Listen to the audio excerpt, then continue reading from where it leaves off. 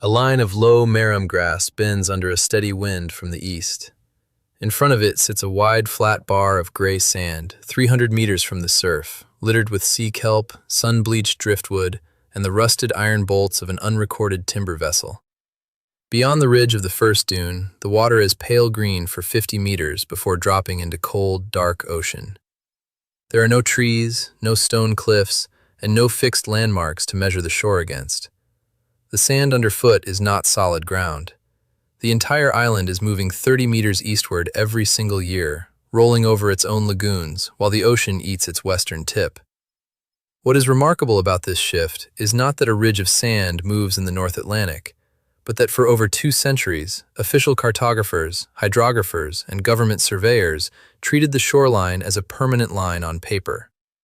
The discrepancy between the fixed charts and the migrating ground went unacknowledged in official reports, while ships continued to strike bars that were supposed to be deep water.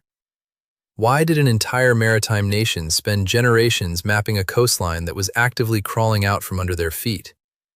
Ahead in this investigation lie a lost town whose wooden homes were unbolted and floated away on empty oil barrels across open sound water, and an underwater sandbar 20 kilometers out to sea where a crewless vessel was discovered with its sails set and hot food still sitting on the galley table.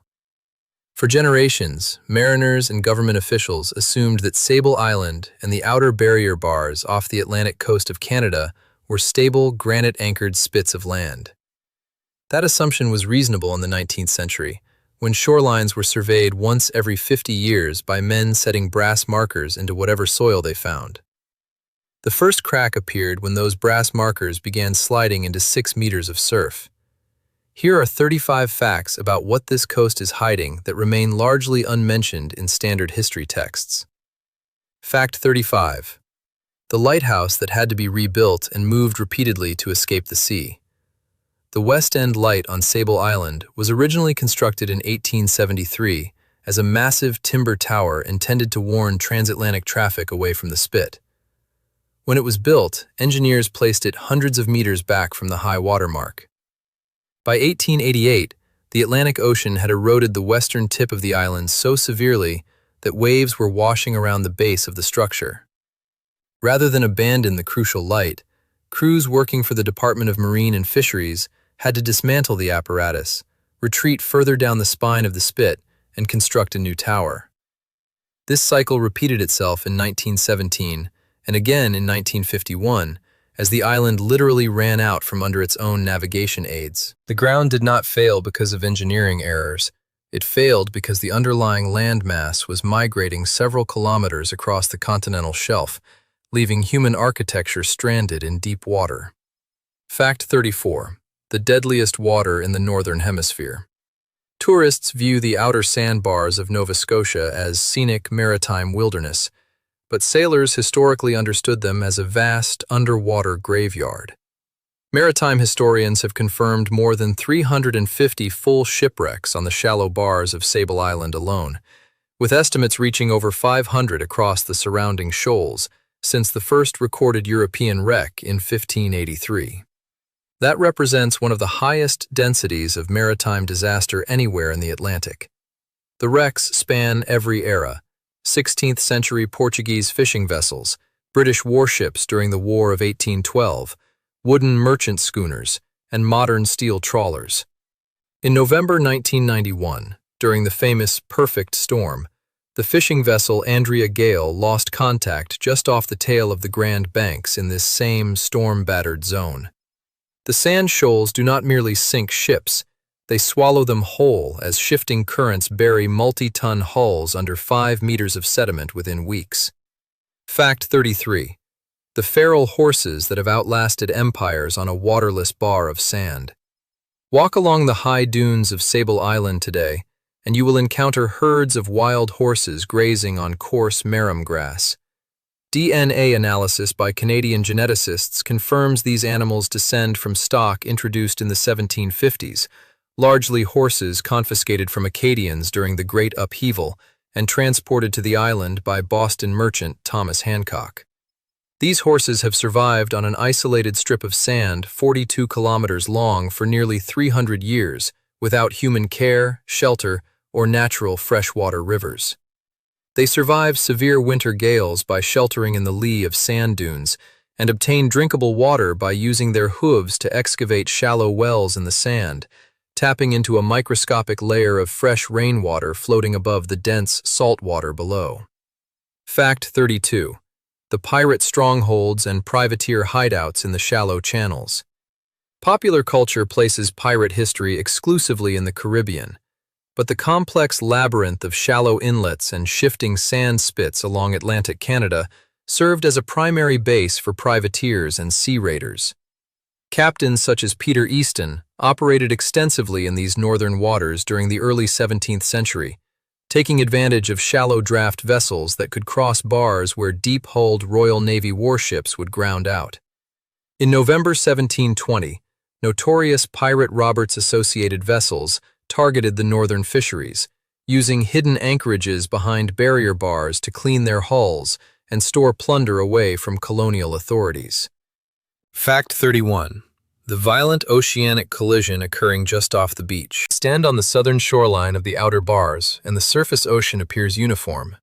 Yet just a few kilometers offshore, two of the largest ocean currents on Earth collide head-on. Sweeping up from the south is the warm, saline Gulf Stream, carrying water at temperatures up to 22 degrees Celsius. Flowing down from the Arctic is the ice-cold Labrador Current, dropping temperatures to near 0 degrees Celsius. Oceanographic surveys conducted by Bedford Institute of Oceanography reveal that water temperatures across this ocean boundary can drop by 15 degrees Celsius within a distance of less than 3 kilometers. This thermal collision creates the dense sea fogs that shroud the coast for over 120 days a year, while generating tremendous turbulent energy that carves and reshapes the underwater sandbanks daily. Fact 32. The community that unbolted itself and floated away. On the exposed outer reaches of the Maritime coast, small fishing villages were built on unstable barrier ground. In the late 19th century, after successive autumn gales destroyed the protective dune ridges surrounding the settlement of Diamond Cove and similar exposed outports, the residents realized the land was no longer viable. Rather than abandon their timber homes, the fishermen unbolted the wooden frames from their foundations, jacked the structures up onto rows of sealed wooden barrels and timber rafts, and towed entire two-story houses across open sound waters to re-erect them on the mainland. Historical photographs preserve the image of complete residential homes floating across kilometers of ocean, leaving the original island spit entirely uninhabited. Fact 29. The forgotten surfmen of the early Canadian life-saving service. In 1801, the government of Nova Scotia established the first humane establishment on Sable Island, decades before formal national life-saving organizations were established elsewhere. Led by Superintendent James Morris, small teams of surfmen lived in complete isolation on the sandspit year-round. Operating wooden surf boats without modern engines or radio communications, these crews launched directly into 6-meter crashing surf during midwinter gales to haul stranded sailors off wrecked vessels. Over a century of service, these isolated crews saved thousands of lives, often swimming lines out into freezing water bound together by hand-spliced rope.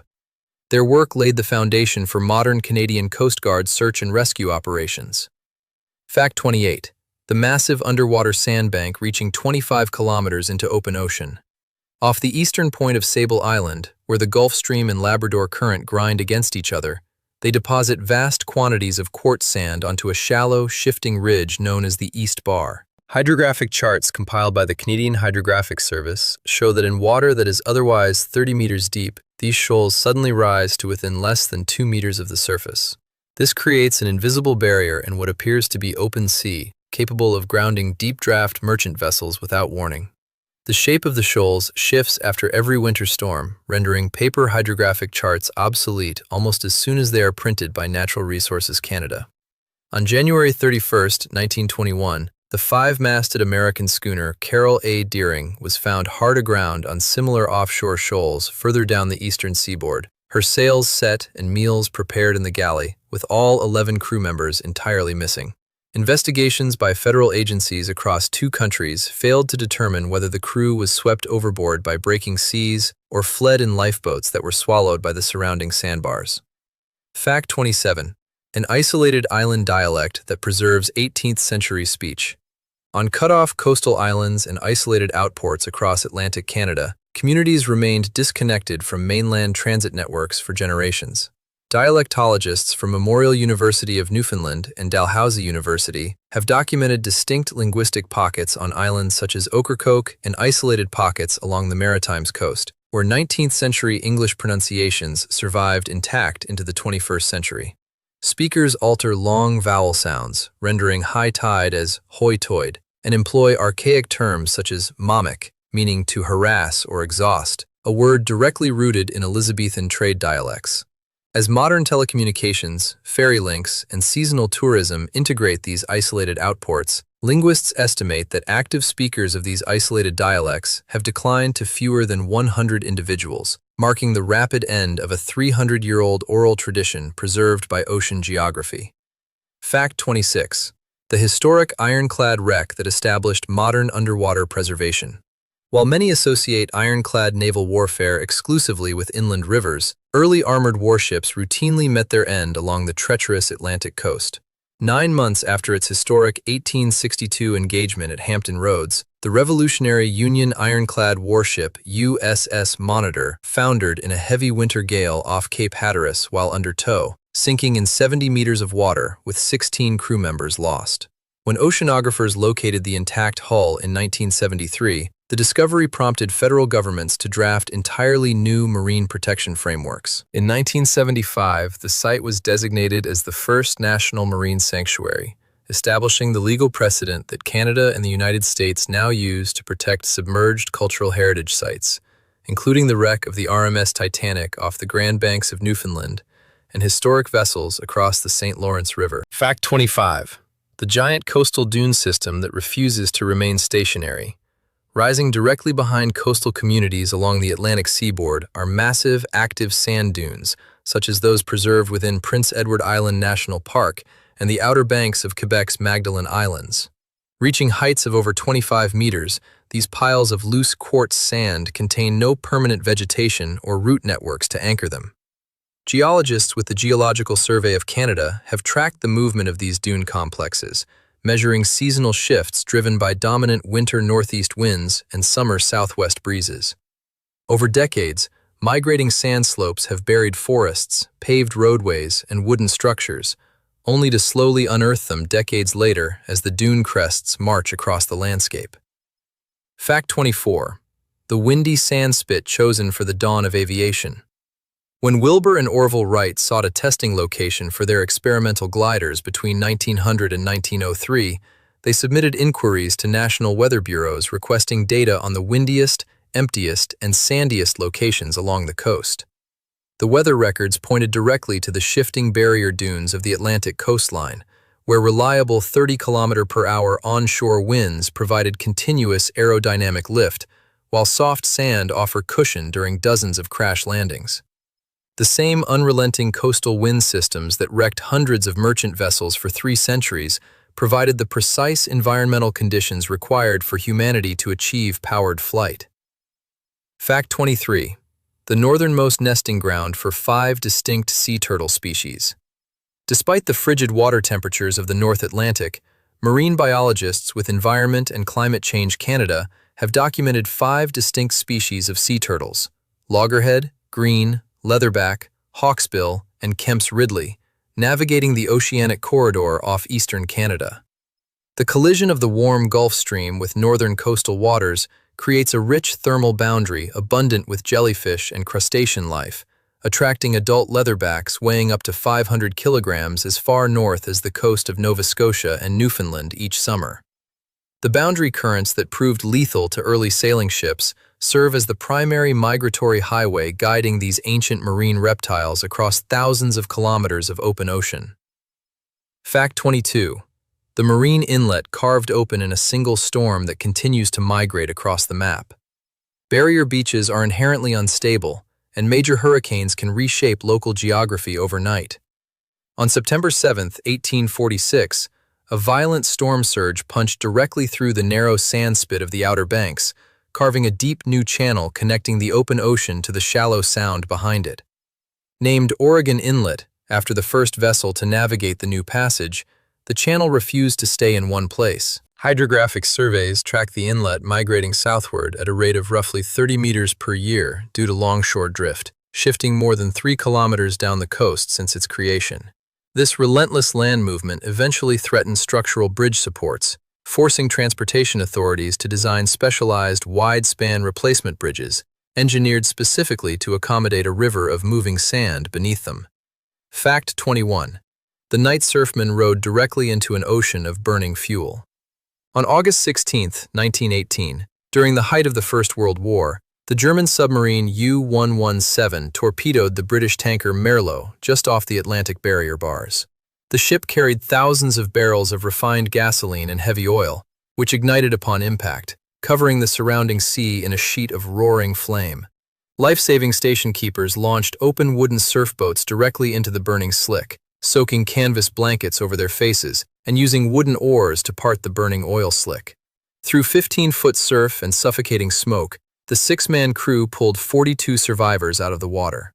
For their extraordinary conduct, the surfmen were awarded the highest civilian rescue honors, demonstrating the extreme hazards faced by coastal rescue stations operating on the edge of the continental shelf. Fact 20. The permanent island settlement where the beach serves as the official highway. At the far northern reaches of coastal sandspits, paved roads frequently terminate at gatehouses, leaving miles of open beach as the sole transportation corridor. In unpaved settlements like Korova, residents access their homes exclusively by driving four-wheel drive vehicles along the intertidal zone at low tide. School buses, mail delivery trucks, and emergency services operate on tire-deflated vehicles, navigating loose dunes alongside roaming herds of feral horses. Cut off from paved provincial highway networks, these isolated coastal pockets represent rare communities where regional geography strictly forbids the construction of permanent asphalt roads. Fact 19. A notorious pirate flagship resting in 6 meters of water.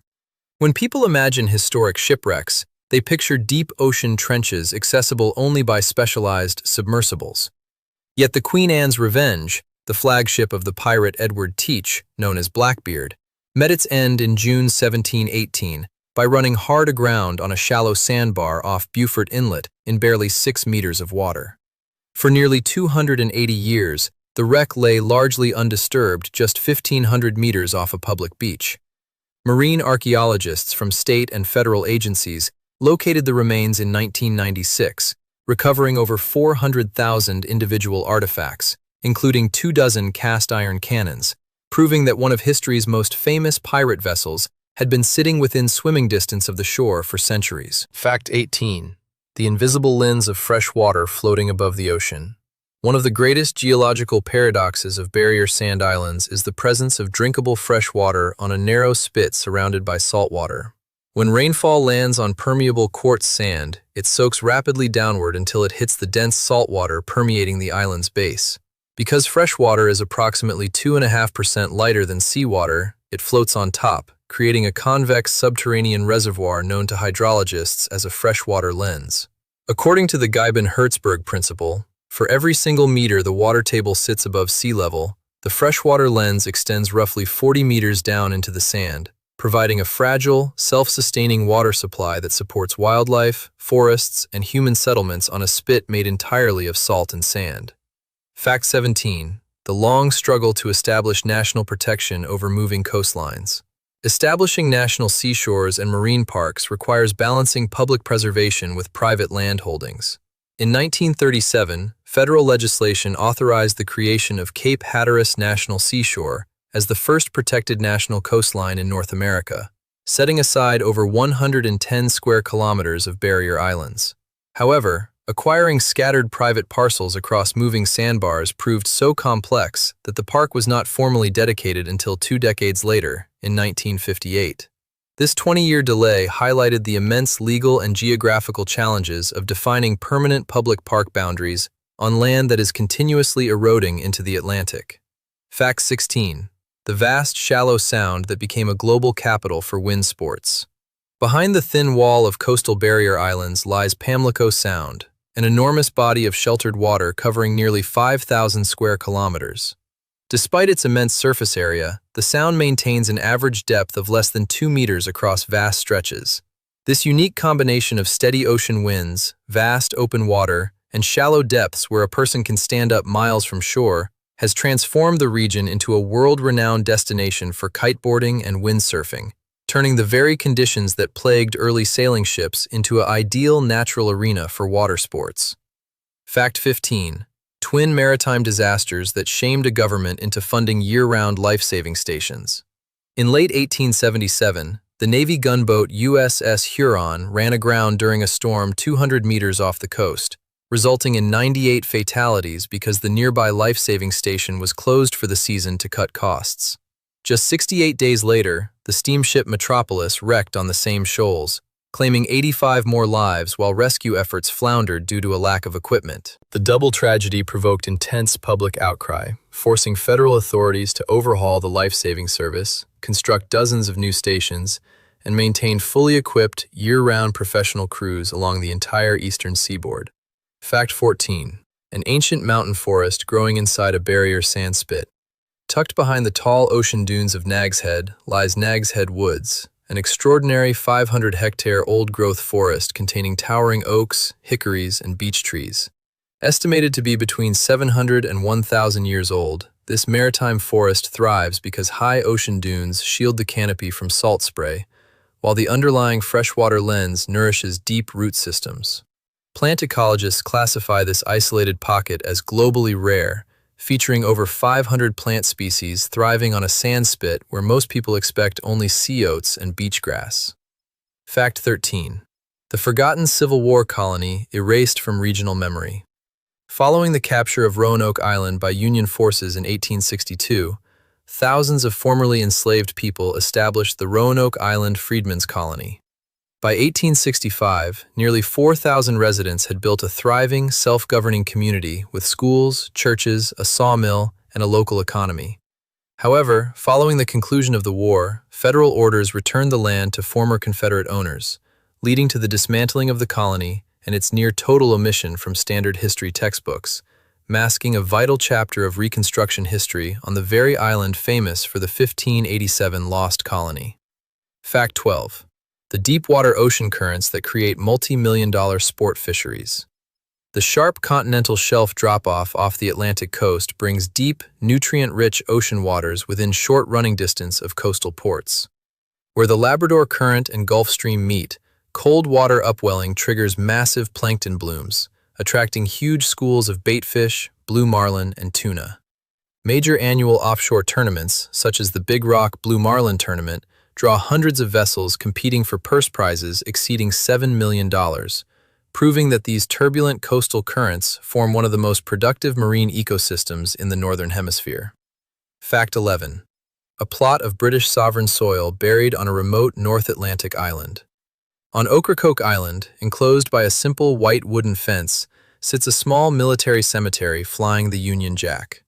In May 1942, during the height of the Battle of the Atlantic, the armed British trawler HMS Bedfordshire was torpedoed by a German submarine while assisting in anti-submarine patrols off the coast, killing all 37 crew members. When 4 bodies washed ashore, local island residents provided a formal burial and deeded the land in perpetuity to the Commonwealth War Graves Commission. To this day, local residents and the Canadian and U.S. Coast Guards maintain the graves, preserving a permanent piece of British history on an isolated sandbar. Fact 10. The massive estuarine ecosystem hiding behind a wall of sand. Stretching 80 kilometers long and 30 kilometers wide, the shallow sounds behind Atlantic Barrier Islands form the second-largest estuarine system in North America after the Chesapeake Bay. Serving as a crucial nursery for blue crabs, flounder, and migratory waterfowl, this vast body of water plays a vital role in regional ecology. Yet, during major hurricanes, storm surges drive millions of cubic meters of water out of the sound and onto the mainland, demonstrating how an estuarine ecosystem can transform into a catastrophic flood hazard in a matter of hours. Fact 9. Historic timber shipwrecks exposed and buried by beach storms. Unlike deep-water shipwrecks that remain hidden beneath the ocean, coastal wrecks along barrier beaches are continuously buried and re-exposed by shifting sands. At places like Coquina Beach, the exposed timber ribs of vessels such as the Laura A. Barnes, a 4-masted schooner wrecked in 1921, periodically emerge from the dunes after major winter nor'easters, offering beachgoers a tangible glimpse into the maritime disasters that earned this coast its grim reputation. Fact 8. The legendary land pirates and the true origin of coastal place names. Regional folklore long claimed that wreckers tied lanterns to the necks of horses, nags, walking them along high dunes at night to mimic riding ships and lure offshore vessels onto shallow reefs to be looted. While historians from the Geological Survey of Canada and provincial archives have found no verified records supporting these tales of deliberate sabotage, the enduring persistence of the legend reflects the historical reality of a coast where shipwreck salvaging was once a primary economic activity for isolated coastal residents. Fact 7. The dark history behind place names along the beach. Names like Bodie Island carry disputed origins across historical records. While early 18th century land grants attribute the name to the Bodie family, who held colonial land deeds, long-standing local traditions insist the name originated from the overwhelming number of drowned bodies that washed ashore from early shipwrecks. The volatile history of the site is further emphasized by its light stations. The first lighthouse sank into unstable sand, while its successor was deliberately demolished during military operations in 1861. Fact 6. The provincial highway that the ocean actively eats away. Highway 12 along the Outer Banks represents one of the most precarious stretches of asphalt in North America. Built on a narrow strip of sand between the Atlantic Ocean and Pamlico Sound, the road is routinely severed, flooded, and buried by sand during seasonal storms. Major hurricanes have repeatedly carved entirely new inlets directly through the roadway, requiring tens of millions of dollars in continuous reconstruction efforts. Coastal geologists emphasize that maintaining fixed asphalt infrastructure on a migrating barrier island is an unsustainable battle against natural coastal retreat. Fact 5. Isolated island outports accessible only by air or sea. At the southern terminus of the barrier chain lies Ocracoke Village, an isolated community of 900 permanent residents with no bridge connection to the mainland. Accessible exclusively via provincial ferry routes or private aircraft, the village remains highly vulnerable to coastal storms. When severe hurricanes threaten, ferry operations cease due to extreme rough seas, completely severing the island's single evacuation route and highlighting the profound isolation of living on a shifting bar of sand. Fact 4. The wartime naval battleground known as Torpedo Junction. In early 1942, following the entry of the United States into the Second World War, German U-boats launched Operation Drumbeat, targeting merchant shipping along the Atlantic coast. Due to a lack of coastal blackouts and minimal naval escorts, German submarines sank nearly 400 Allied ships in 6 months, with dozens destroyed off the coast of Atlantic Canada and the mid-Atlantic. Local residents frequently witnessed burning tankers from their porches, as oil and debris washed ashore daily during one of the most devastating naval campaigns in modern history. Fact 3. The abandoned historic village preserved in complete isolation. Unlike communities destroyed by sudden hurricanes, Portsmouth Village on the southern barrier banks experienced a slow, century-long decline. Founded in 1753 as a crucial lightering port where heavy cargo was transferred to lighter vessels to navigate shallow inlets, the village lost its economic purpose when storm-carved channels shifted shipping traffic elsewhere. The population gradually diminished until the last 2 residents departed in 1971, leaving behind a perfectly preserved, fully furnished ghost town maintained by Parks Canada and the National Park Service as a silent monument to early maritime commerce. Fact 2. The 400-year-old mystery of North America's lost colony. In 1587, over 100 English settlers established a colony on Roanoke Island under Governor John White. When White returned 3 years later following delays caused by the Spanish Armada, the settlement was entirely deserted, with no signs of struggle and only the word Croatoan carved into a wooden post. Centuries of archaeological investigations suggest the colonists likely integrated with local indigenous populations on neighboring islands to survive, leaving behind the oldest unsolved colonial mystery in North American history. Fact 1. The fundamental truth that the entire coast is actively migrating westward. Beneath every lighthouse, highway, and historic site lies a dynamic geological reality. Barrier islands are not static land masses, but continuous rivers of sand rolling westward toward the mainland. As sea levels rise and storms push sand over dune ridges into the sound behind, The entire chain migrates several meters inland each year. Human efforts to stabilize these islands with seawalls and paved roads represent a temporary struggle against an inevitable geological process, proving that this coastline is not a fixed place, but an ongoing geographic event. If these 35 facts reveal that the coastline is actively crawling inland, what happens when we look beneath the sand at the underlying geological forces driving this movement? For over 2 centuries, sailors, survey crews, and cartographers viewed the Atlantic sandbars as simple piles of sediment blown about by surf. They saw land loss as an unexplainable series of isolated storm events. But in the mid-20th century, the way geologists looked at barrier islands changed completely.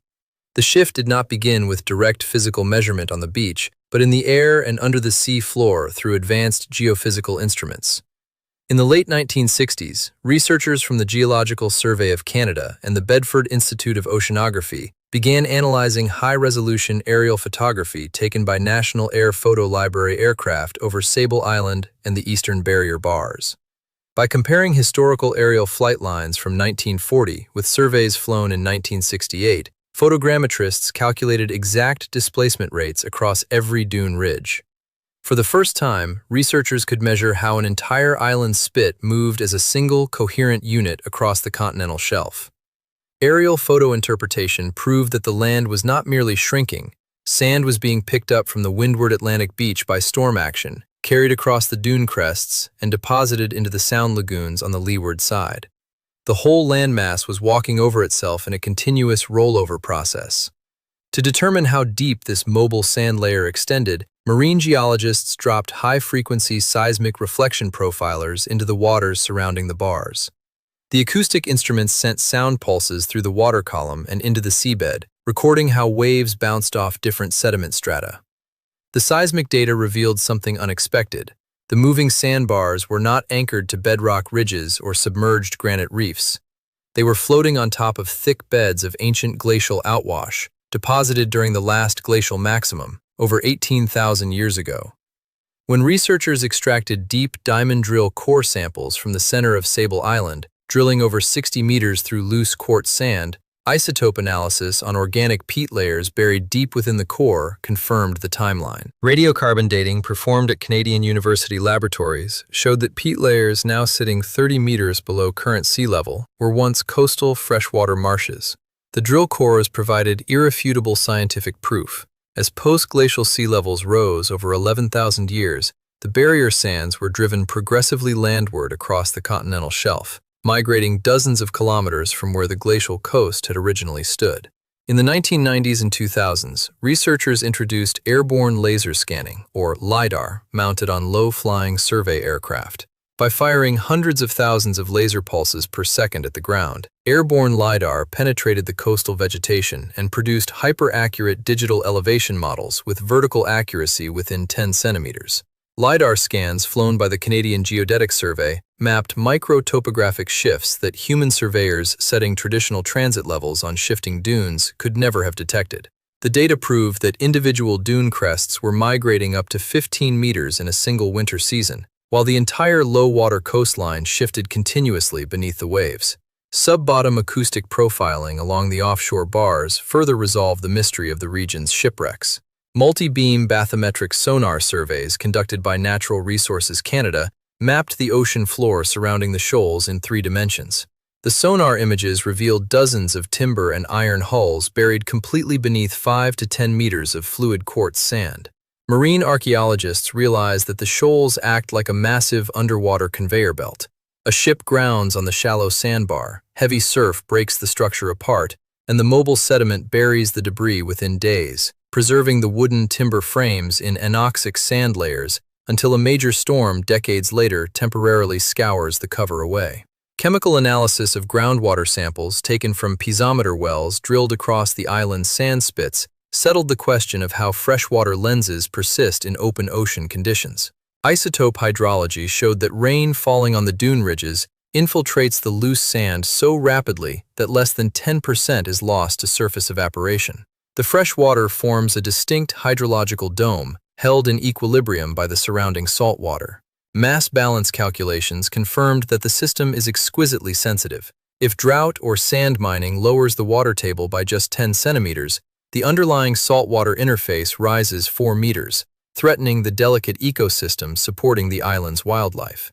Through a combination of aerial photogrammetry, deep drill core extraction, radiocarbon isotope dating, seismic profiling, and multi-beam sonar mapping, geologists transformed Sable Island from a mystery of shifting sands into a precisely quantified model of dynamic coastal geomorphology. The sandbar was no longer seen as a static piece of territory struggling against the waves, but as a continuous physical response to rising sea levels and ocean energy.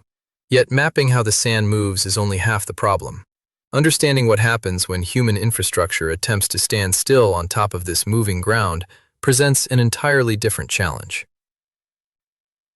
The realization that barrier islands are dynamic, migrating sand systems rather than fixed land masses carries immense real-world consequences today. For government agencies, municipal planners, and coastal residents across Atlantic Canada, managing infrastructure on ground that refuses to stand still has transformed from a routine maintenance task into an astronomical, ongoing financial commitment. Consider the sheer scale of modern expenditure required to maintain fixed provincial infrastructure along moving coastlines. Along critical transportation corridors like Highway 12 on the Outer Banks and similar vulnerable coastal routes across North America, provincial and federal authorities spend tens of millions of dollars after every major storm season just to keep asphalt intact. To understand what these figures mean in concrete terms, consider a single repair effort following Hurricane Irene in 2011, which incurred costs exceeding 54 million Canadian dollars. Breakdown of these infrastructure accounts shows that nearly 60% of the expenditure went into temporary emergency measures, dredging breached channels, pumping millions of tons of offshore sand onto fragile beachheads, and installing temporary modular bridges. These measures do not solve the underlying geological drift. They merely buy short intervals of stability before the next severe autumn nor'easter. The economic strain extends directly into maritime safety and navigation infrastructure. The Canadian Coast Guard, Natural Resources Canada, and municipal harbor authorities face continuous operational costs to keep shipping lanes open through shifting inlets. At Oregon Inlet and similar coastal gaps, heavy hydraulic cutter suction dredges work almost continuously, transferring sand from the channel back onto downdrift beaches. Operating a single heavy dredge vessel costs upwards of 25,000 Canadian dollars per day, running continuously for months at a time. Yet hydrographic resurveys conducted by the Canadian Hydrographic Service confirm that a single 3-day winter gale can completely undo 6 months of dredging work, filling freshly deepened navigation channels with over 100,000 cubic meters of shifting sand. For private property owners and local municipalities, the consequences of building on migrating ground are even more severe. In exposed coastal census divisions, shoreline erosion rates averaging 1 to 2 meters per year have placed hundreds of residential structures, tourism facilities, and historic buildings in direct jeopardy. Property owners routinely spend upwards of 100,000 Canadian dollars per parcel installing geotextile tubes, timber bulkheads, and rock armoring.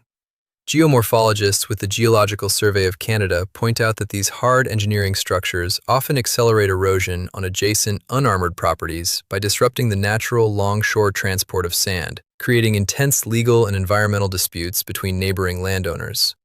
The vulnerability of the regional water supply represents another quiet, ongoing crisis. As ocean waves erode protective dune ridges, storm surges wash directly over the low-lying interior sand flats, inundating the subterranean freshwater lens with dense seawater. When saltwater intrusion occurs, municipal wells and private groundwater intakes become salinized within hours.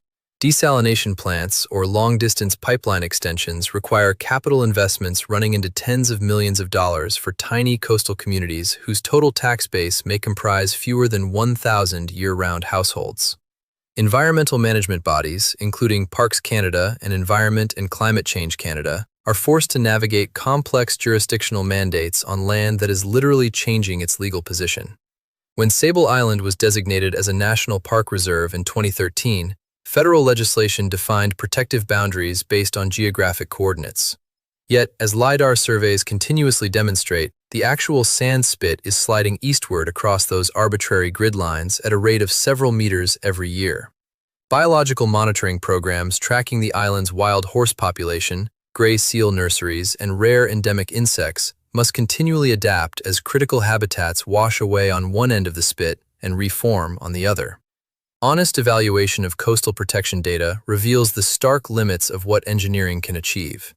While beach nourishment projects can temporarily broaden a dune profile, long-term geological data confirms that artificial sand replenishment lasts an average of only 3 to 5 years before ocean currents strip the material away. The total confirmed financial commitment across North American barrier beach management over the past 3 decades runs well into the billions of dollars. Yet the total area of stable land gained remains precisely zero. Every dollar spent on hard armoring and sand pumping is an expenditure that yields only a temporary delay against an inevitable geological migration. As sea levels continue to rise and extreme weather events increase in frequency, coastal planners are being forced to confront an uncomfortable question that previous generations avoided. How much longer can a nation afford to spend tens of millions of dollars every decade anchoring asphalt, lighthouses, and communities to ground that nature intended to move? The final part of this investigation examines what happens when human design finally stops fighting the moving sand and begins to listen to what the ground has been telling us all along. What kept the true nature of this coastline hidden for over 2 centuries was not a lack of observations, but a fundamental flaw in survey methodology. Cartographers defined land by drawing static boundaries on paper, assuming that solid ground must inherently possess a permanent location. For generations, government surveys treated the high water line as an absolute coordinate, attempting to anchor dynamic geological processes to stationary administrative maps. Even today, essential aspects of this migrating coastal system remain unresolved. Geologists with the Geological Survey of Canada and Natural Resources Canada are currently modeling how accelerating sea level rise will interact with deep mantle adjustments from post-glacial rebound across Atlantic Canada. It remains unconfirmed whether barrier spits like Sable Island will maintain their structural integrity by continuing to roll over themselves toward the mainland, or if rising storm surges will eventually drown the protective dune ridges entirely, breaching the central freshwater lenses and collapsing the delicate terrestrial ecosystems supported by them. Research teams from Canadian universities continue to deploy autonomous underwater vehicles and satellite radar interferometry to monitor deep sediment transport off the continental shelf, racing to measure these underwater dynamics before major storm events alter the seafloor once again. The published charts present a clean, finished outline of the continent, but the ground beneath that ink is continuously moving out of place. Which landscape feature in your own province or territory has always seemed misread or overlooked on official maps? Or which of these coastal anomalies surprised you most? Share your thoughts in the comments below, and consider subscribing to join us as we continue to investigate the hidden geography behind ordinary places.